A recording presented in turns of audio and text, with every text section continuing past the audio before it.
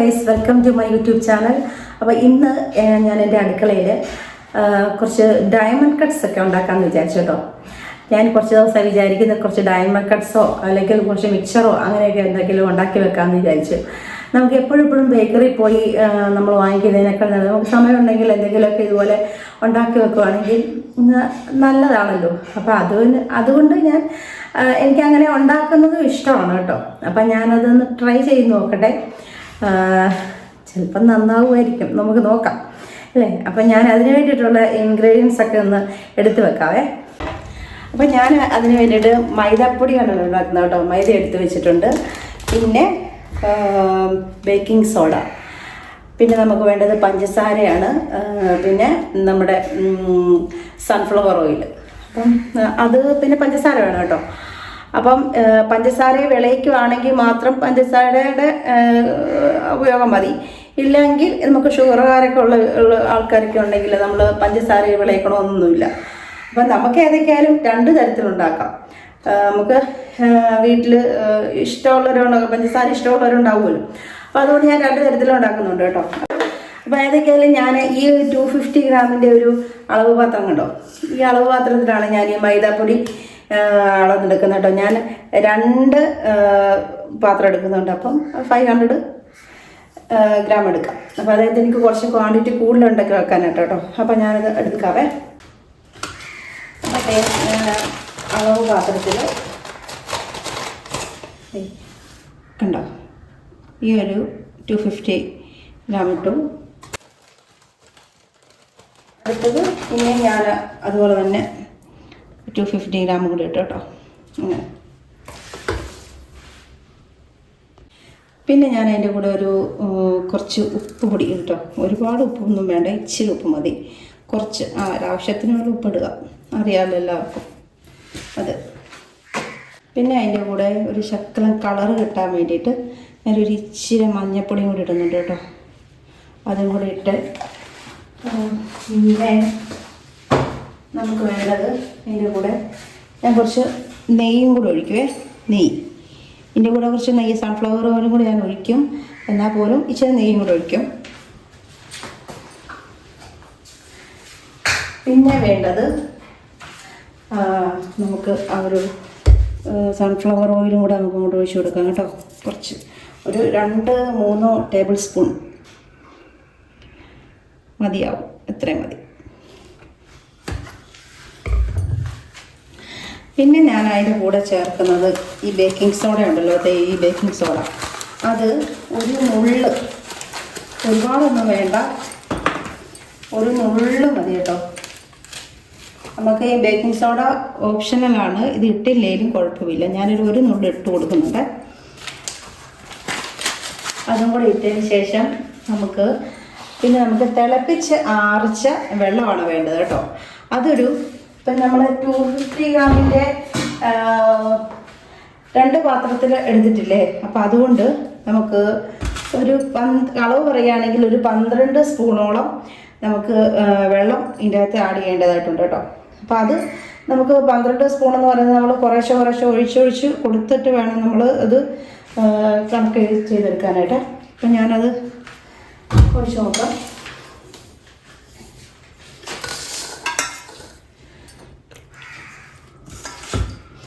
രണ്ട്, 3, 4, 5, 6.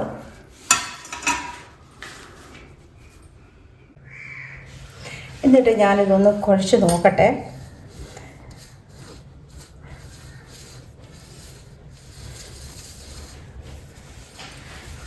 അപ്പം നമുക്ക് ഇത് നമ്മൾ കുഴയ്ക്കുന്ന കാണുമ്പോൾ തന്നെ നമുക്കറിയാമല്ലോ.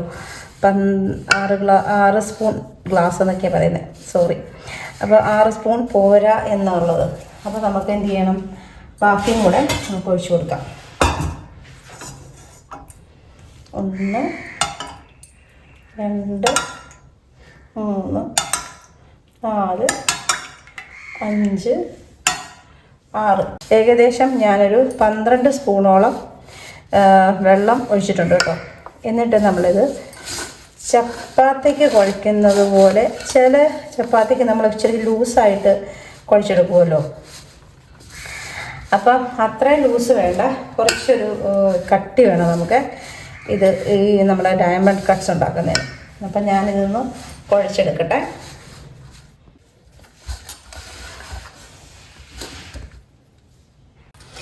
കണ്ടോ, ഇത് ഏകദേശം ഈ ഒരു പരുവത്തിൽ നമ്മൾ കുഴച്ചെടുക്കണം. കണ്ടോ, ഇത്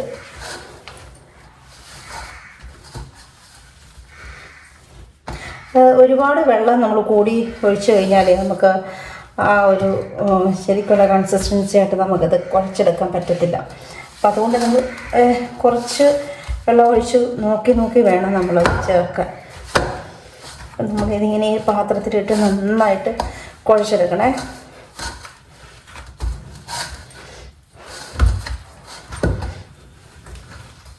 നല്ല സോഫ്റ്റ് ആക്കണം നമ്മളിങ്ങനെ കുഴച്ച്.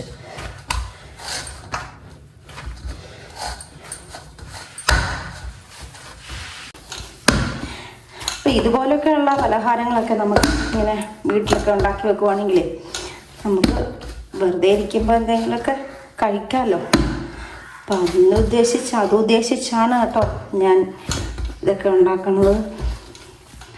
അപ്പോൾ നന്നായിട്ട് ഇങ്ങനെ കുഴച്ചിട്ട് നമുക്കിതിങ്ങനെ ഇറക്കിയെടുത്ത് നമുക്കിതൊന്ന് റോസ്റ്റ് ചെയ്യാൻ വെക്കണേ.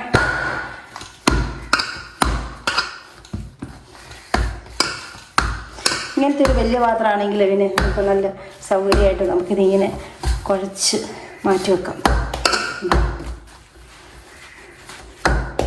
ഒരു 10-15 മിനിറ്റൊക്കെ നമുക്കിതുപോലെ ഒന്ന് കുഴച്ച് മാറ്റി വെക്കാം. അപ്പോൾ ഇതവിടെ ഇരിക്കട്ടെ. നമുക്ക് അവിടെ ഇങ്ങനെ ഇരുന്നിട്ട് ഒന്ന് റെഡിയായി വരട്ടെ. അപ്പോൾ നമ്മുടെ ബാറ്ററൊക്കെ നന്നായിട്ട് സോഫ്റ്റ് ആയിട്ടുണ്ട് കേട്ടോ, നന്നായിട്ട് സോഫ്റ്റ് ആയിട്ടുണ്ട്. അപ്പോൾ നമ്മൾ ഒക്കെ ചെയ്യുന്നതിന് മുമ്പ് കൈയൊക്കെ നന്നായിട്ടൊന്ന് വാഷ് ചെയ്യണം കേട്ടോ. അപ്പം നമുക്കിത് എന്ത് ചെയ്യണം, ചെറിയ ഉരുളയാക്കിയിട്ട് നമുക്കൊന്ന് ഈ ചപ്പാത്തി പലകയിൽ നമുക്കൊന്ന് പരത്തി കട്ട് ചെയ്തെടുക്കാം. അപ്പം നമുക്കതൊന്ന് ചെറിയ ഉരുളയാക്കി വെക്കവേ. ഇതൊരു 5 ഉരുളയൊക്കെ ഉണ്ടാവും.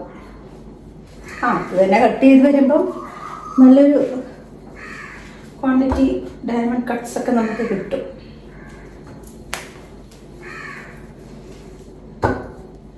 ഇതുപോലെ ഞാൻ കുറച്ച്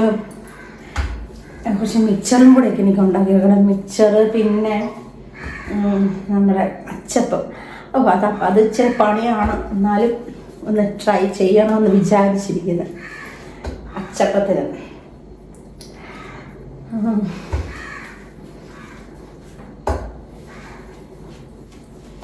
അപ്പത്തേ ഇത് കേട്ടോ, ഒരു 7 ഉരുളയൊക്കെ എനിക്ക് കിട്ടിയിട്ടുണ്ട് കേട്ടോ. അപ്പം ഞാനിതൊന്ന് പരത്തി കട്ട് ചെയ്തെടുക്കാവേ നമുക്ക്.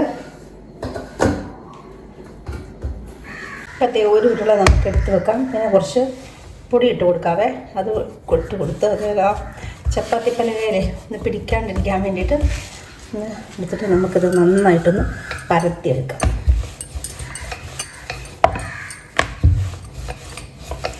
ശരിക്കും ഇതിൻ്റെ അകത്ത് എള്ളും കൂടി ഇടുവാണെങ്കിൽ കുറച്ചുകൂടെ നല്ലതായിരിക്കും കേട്ടോ. സത്യം പറഞ്ഞാൽ ഞാൻ മറന്നുപോയി എള്ളിടാനായിട്ട്. എള്ളും കൂടെ വേണ്ടതായിരുന്നു ഒരു ഭംഗിക്ക് അല്ലേ. നന്നായിട്ടാണ് നമ്മുടെ ആ മാവ് കുഴച്ചെടുക്കുമ്പോൾ അതിൻ്റെ ആ ഒരു കൺസിസ്റ്റൻസി നല്ല കറക്റ്റാണെങ്കിൽ നമുക്ക് ഒരു കുഴപ്പമില്ല കേട്ടോ. നല്ല സോഫ്റ്റായിട്ട് ഇങ്ങനെ നമുക്ക് പരത്തിയെടുക്കാൻ പറ്റും.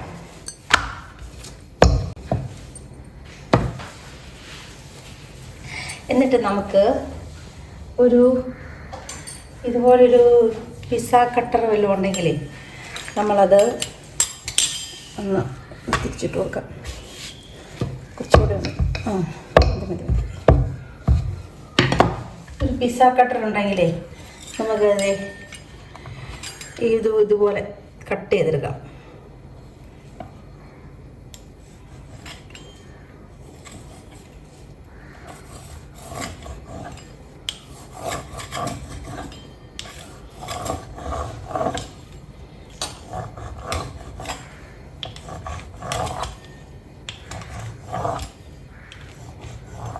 കേട്ടോ ഇതുപോലെ. അപ്പം പിസ്സ കട്ടർ കൊണ്ട് ഞാനത് കട്ട് ചെയ്തെങ്കിലും നന്നായിട്ട് വന്നിട്ടുണ്ട്. എന്നാലും ഞാൻ ഈ ഒരു കത്തി കൊണ്ട് ഞാനിതങ്ങോട്ട് കട്ട് ചെയ്യട്ടെ. അതായിരിക്കും ഒന്നുകൂടെ നല്ലത്. എനിക്ക് കട്ട് ചെയ്യാനൊരു വശം ഇങ്ങനെയൊക്കെ ഒരു ഡയമണ്ടിൻ്റെ ഒരു ഷേപ്പിലൊക്കെ കിട്ടിയാൽ മതി. അപ്പം ഇങ്ങനെ വല്ലതൊക്കെ ആയിരിക്കും.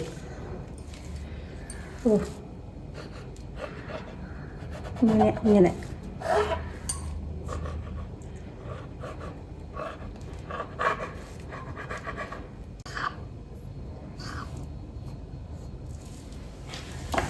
ഏതൊക്കെയാണ് ഞാൻ കട്ട് ചെയ്ത് ഇങ്ങനെയൊക്കെ ഷേപ്പിലൊക്കെ വെച്ചിട്ടുണ്ട്. അപ്പം നമുക്കിത് വറുത്തെടുക്കാവേ. അപ്പം ഞാനൊരു പാത്രം അടുപ്പത്തേക്ക് വെച്ചിട്ടുണ്ട്. ഞാനതിലേക്ക് സൺഫ്ലവർ ഓയിൽ തന്നെയാണ് ഒഴിച്ചു കൊടുക്കുന്നത്. നമുക്ക് കുറച്ച് ഏറെ വറക്കാനുണ്ടല്ലോ, അപ്പോൾ ഞാനത് കുറച്ച് ഏറെ ഒഴിക്കുന്നുണ്ട്. ഒരു 1/4 ലിറ്ററോളം ഒഴിച്ചിട്ടുണ്ട് കേട്ടോ. ഇനിയിപ്പോൾ ആ എണ്ണയൊന്ന് നന്നായിട്ടൊന്ന് വെട്ടിത്തിളയ്ക്കട്ടെ.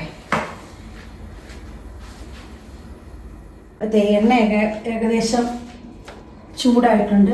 നമുക്ക് അതിലേക്ക് നമ്മുടെ ഇതൊക്കെ ഇട്ട് കൊടുക്കാവേ.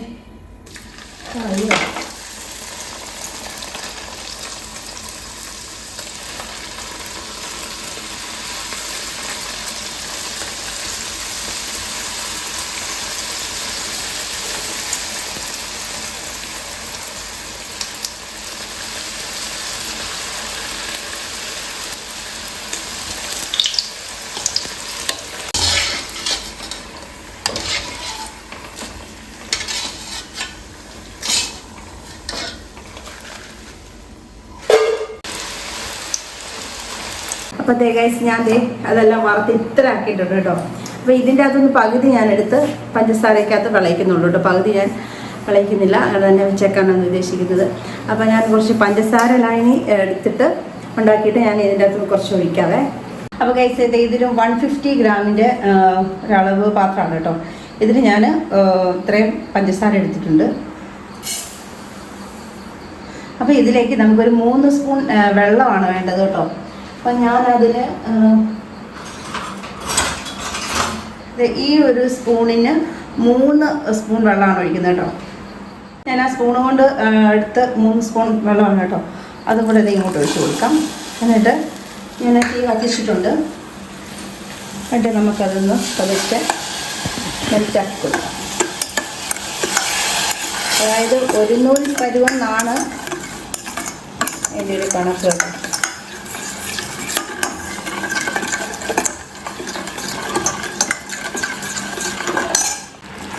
ഇതുകൊണ്ടത് ഇങ്ങനെ നന്നായിട്ടൊന്ന് തിളപ്പിച്ച് എടുക്കാം.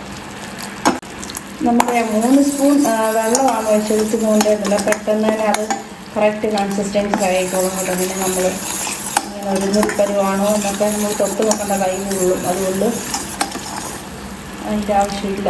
ഇത് മതി. അപ്പം നമുക്ക് തീയ ഓഫ് ചെയ്തേക്കാം. അപ്പോൾ ഞാൻ അതിനകത്തുനിന്ന് കുറച്ച് എടുത്ത് ഈ പാത്രത്തിൽ വെച്ചിടുവാണേ. പകുതി ഇടുന്നുള്ളൂ, പകുതി അത്ര മതി. ബാക്കി നമുക്ക് മധുരം ഇല്ലാത്തത് ഉണ്ടാക്കാം. അപ്പം അത് കഴിഞ്ഞ് നമുക്ക് ഈ പഞ്ചസാര ലൈനി ഉണ്ടല്ലോ, അത് നമുക്കത് ഇതിനകത്തോട്ട് ഇങ്ങനെ ഒഴിച്ചു കൊടുക്കാം.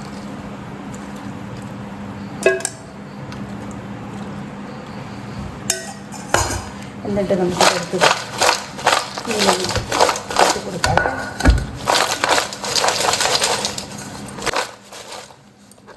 അപ്പോൾ ഇത്രേ ഉള്ളൂ ഈ ഡയമണ്ട് കട്ട്സിൻ്റെ പരിപാടി.